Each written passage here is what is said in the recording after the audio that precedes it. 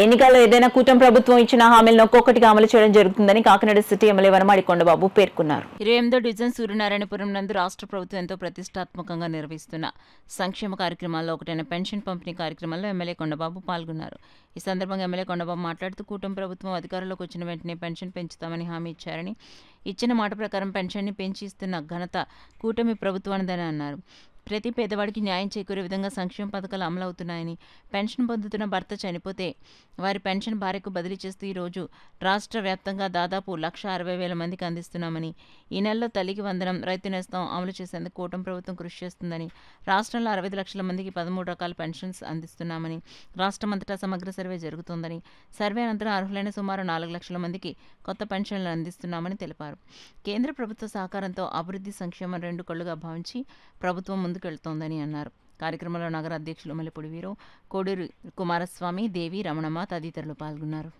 గతంలో ఆదివారం వస్తే పెన్షన్ ఇచ్చేవారు కదా, ఆదివారం 1వ తారీఖు వచ్చినా తెచ్చి ఇచ్చేస్తున్నారు ఈరోజు.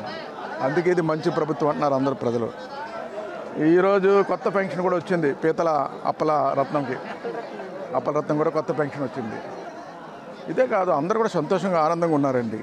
అన్నమాట ప్రకారంగా 4,000 రూపాయలు ఏదైతే ఇస్తానన్నారో చంద్రబాబు నాయుడు గారు, ఎన్ని కష్టాలున్నా ఇబ్బందులున్నా 1వ తారీఖు పెన్షన్ ఖచ్చితంగా ఇచ్చేస్తున్నారు.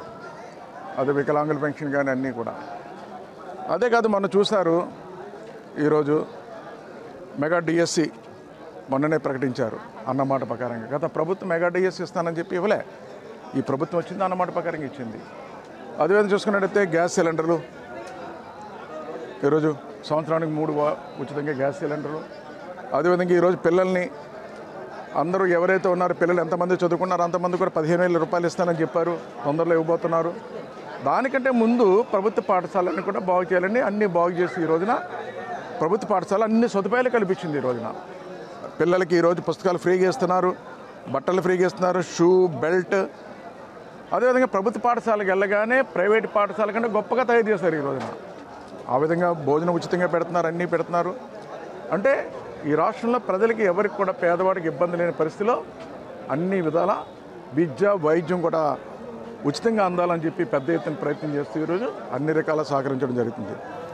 అయితే ఈ రోజున అందరికీ విజ్ఞప్తి చేస్తున్న ఈ రాష్ట్రంలో ప్రజలందరూ కూడా, కాకినాడ ప్రజలు కానీ, ఈ ప్రభుత్వం కష్టపడి పనిచేస్తుంది. ఇది మీ ప్రభుత్వం, కూటమి ప్రభుత్వం. రాబోయే కాలం భవిష్యత్తులో ఇంకేదో హామీలు ఇచ్చిందో హామీలన్నీ నెరవేర్చడానికి ఆయన ప్రణాళిక సిద్ధం చేస్తుంది. ఇచ్చిన హామీలన్నీ నెరవేర్చి మీ రుణం తీర్చుకుంటుంది ఈ ప్రభుత్వాన్ని కూడా ఈ సందర్భంగా తెలియజేస్తుంది.